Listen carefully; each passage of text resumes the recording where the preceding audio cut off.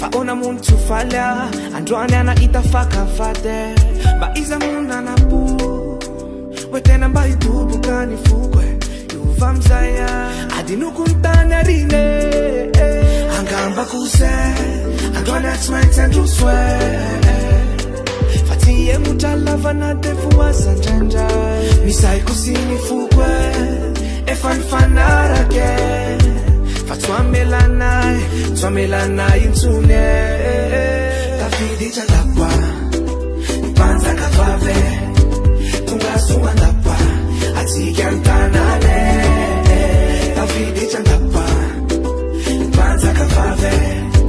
Tungasua ndapa Anasentanale Tenispona ni vodwe Zasmbola nambade Sakiwa tantini sianzara Fatsuena na laze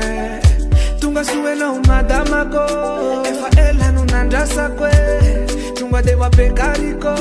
Fati wantama kwe Angamba kuse Alewa mzai waruswe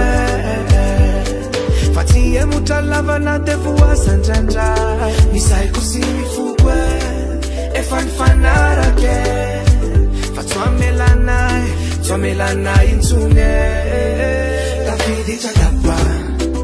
Panza kafave Tungasua ndapa Atikantanale Tafidi chandapa Panza kafave Tungasua ndapa Anasentanale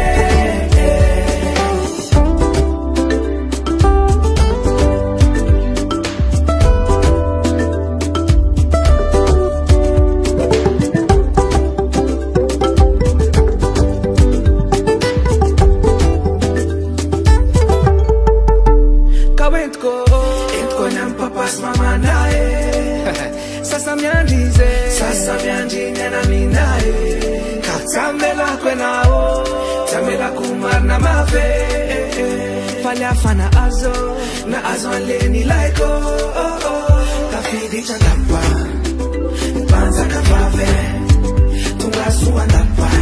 Atikantanale Tafidi chandapa Panza kafave Tungasua ndapa Anasentanale Tafidi chandapa Panza kafave Tungasua ndapa Atikantanale Tafidi chandapa Panza kafave Tungasua ndapa Anasentanale